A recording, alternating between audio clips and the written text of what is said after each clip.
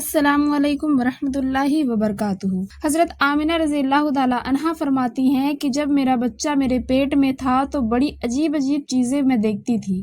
اگر میں گھر سے باہر نکلتی تو بادل کا ایک سایہ میرے اوپر آ جاتا اور مجھے دھوپ نہ لگتی تھی۔ اگر میں پانی بھرنے کے لیے زمزم کے کنویں کی طرف جاتی تو راستے میں جتنے پیڑ ہوتے ان کی ٹہنیاں میرے سامنے جھک جاتی جیسے مجھے سلام کر رہے ہوں۔ میں حیران تھی کہ آخر یہ سب میرے ساتھ ہی کیوں ہو رہا ہے، اور جب زمزم کے کنویں کے پاس پہنچتی تو نیچے کا پانی اوپر آنے لگتا اور بالکل اوپر ونڈیر تک آ جاتا اور میں اپنے ہاتھوں سے ہی بالٹی پکڑ کر پانی بھر لیتی تھی۔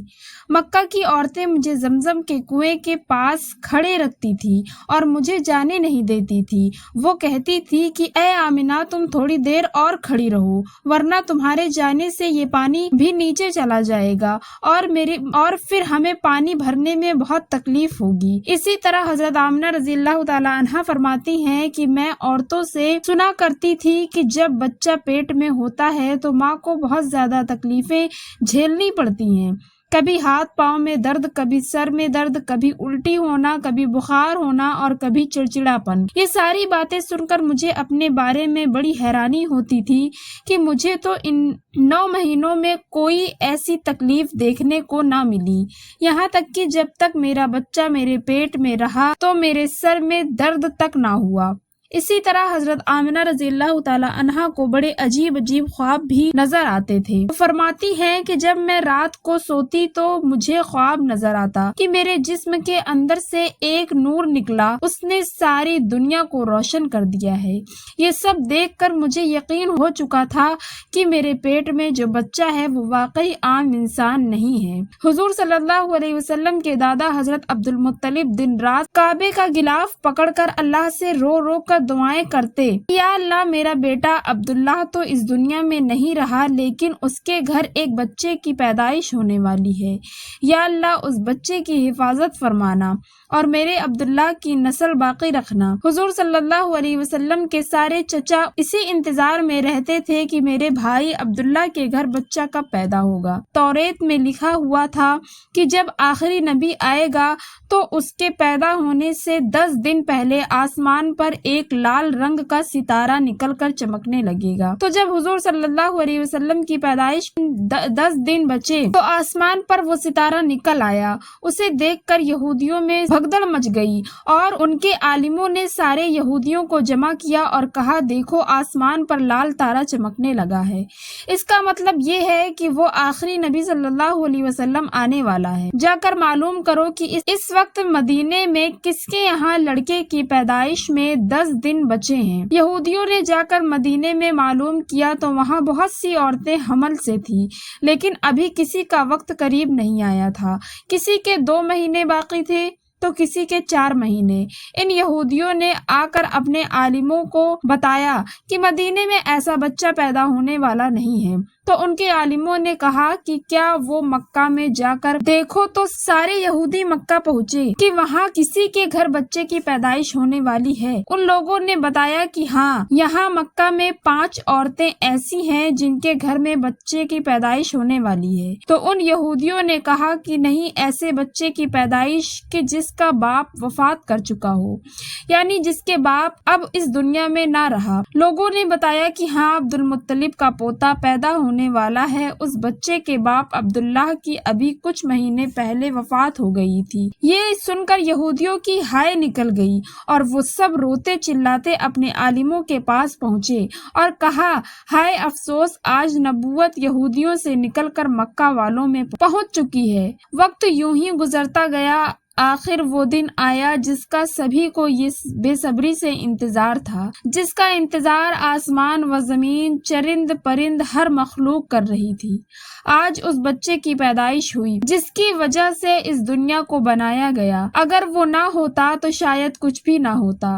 آج اس بچے کی پیدائش ہوئی جس کے لیے چاند کے 2 ٹکڑے کر دیے گئے، اس بچے کی پیدائش ہوئی جس کی خاطر سورج کو اپنی جگہ پر روک دیا گیا اور اللہ نے حکم دے دیا کہ اے سورج ابھی مت ڈوبنا، کیونکہ میرے حبیب محمد صلی اللہ علیہ وسلم نے ابھی عصر کی نماز نہیں پڑھی ہے۔ آج اس بچے کی پیدائش ہوئی جس کے پاس ساری زندگی میں جبرائیل علیہ السلام 26,000 بار آئے۔ رات کا وقت ہو چکا تھا۔ حضرت آمنہ کے پیٹ میں ہلکا سا درد اٹھا اور ان کو محسوس ہوا کہ شاید آج میرے بچے کی پیدائش ہونے والی ہے، تو انہوں نے حضرت عبد المطلب کو اس بات کی خبر کر دی کہ حضرت عبد المطلب نے اپنے محلے کی ایک دائی حضرت شفا کو اپنے پاس بلایا اور کہا کہ آج رات تم آمنہ کے پاس ہی رہو، کیونکہ میرے بیٹے عبداللہ کے گھر آج بچہ پیدا ہونے والا ہے۔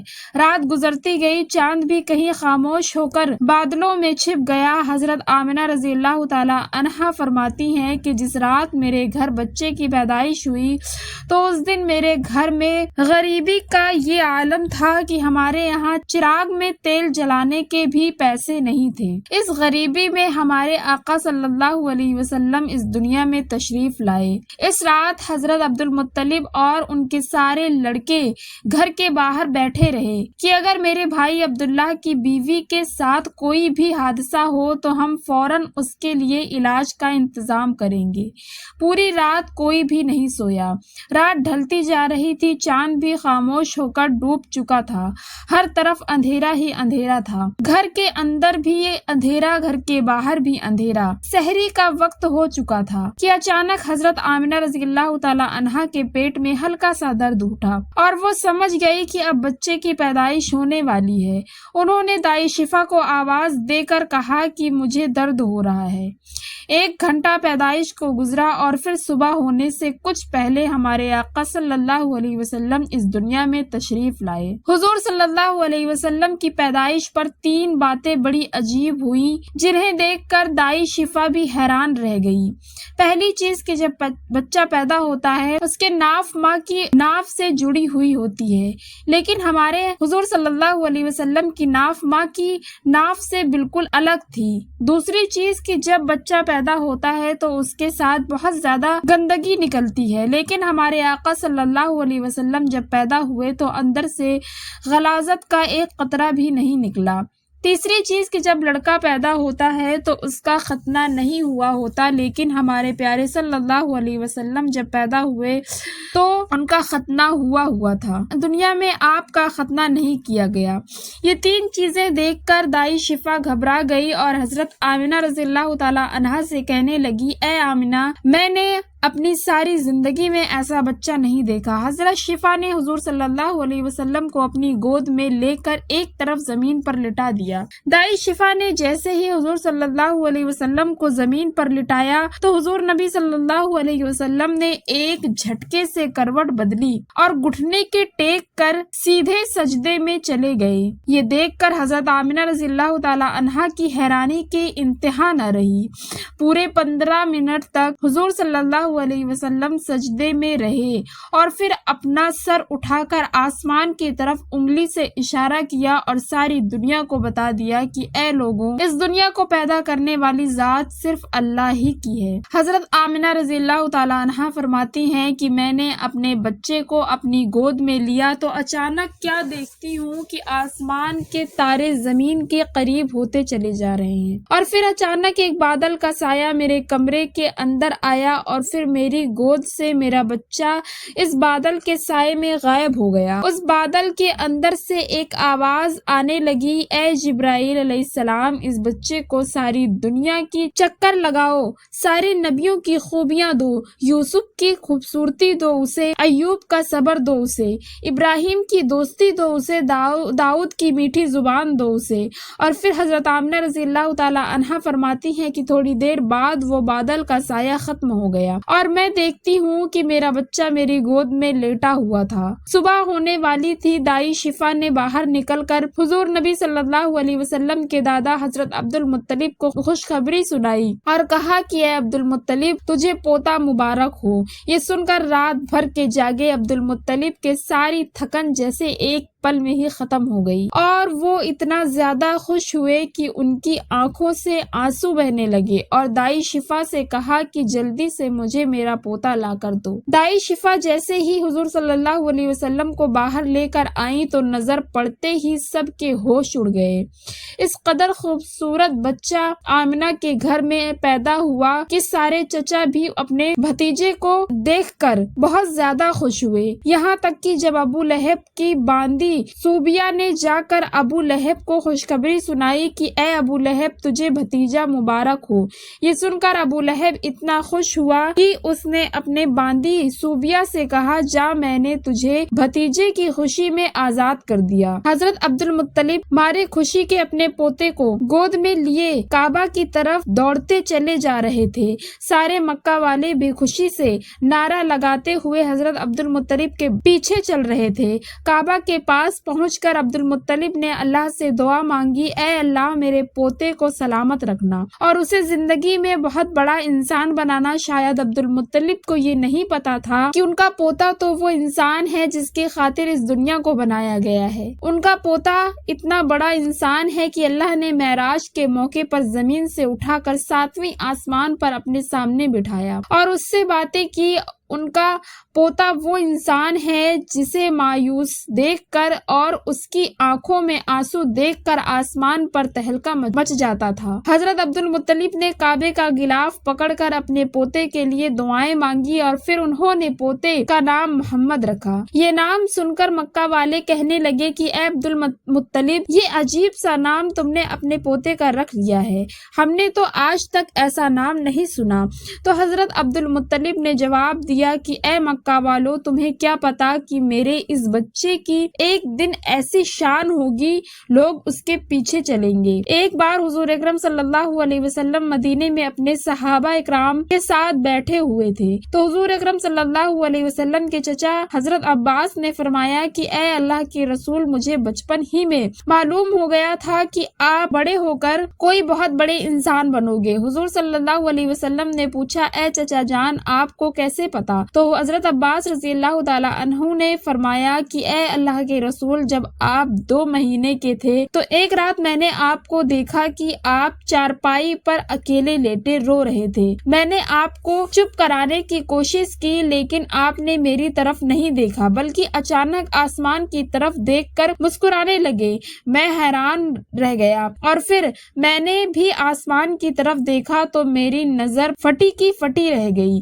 मैंने देखा कि चांद आपकी उंगली की इशारे पर नाच रहा है। आप जिधर उंगली ले जाते हैं चांद उधर को हो जाता है। ये मंजर देखकर मैं समझ गया कि आप कोई आम इंसान नहीं हैं। हुजूर सल्लल्लाहु अलैहि वसल्लम ने फरमाया कि हाँ मेरे चचा जान, आप सही फरमा रहे हैं। बचपन में चांद मेरे साथ खेलता था और मुझे रोने नहीं देता था। सुभान अल्लाह, ऐसे थे हमारे नबी सल्लल्लाहु अलैहि वसल्लम कि जिनके घर में इतनी गरीबी थी कि उनकी माँ अपने इस यतीम बच्चे के लिए एक खिलौना तक नहीं खरीद सकती थी तो अल्लाह ने चांद को हुक्म दे दिया कि ए चांद, तू मेरे महबूब के लिए खिलौना बनकर उसे खिलाओ और उसे रोने मत देना। हुजूर सल्लल्लाहु अलैहि वसल्लम की जिस दिन पैदाइश हुई तो उस दिन दुनिया में जितने भी बुत थे वो सब जमीन पर औंधे मुंह गिर पड़े। ईरान के बादशाह के दरबार में 1000 साल से एक आग जल रही थी। वो लोग आग की पूजा किया करते थे।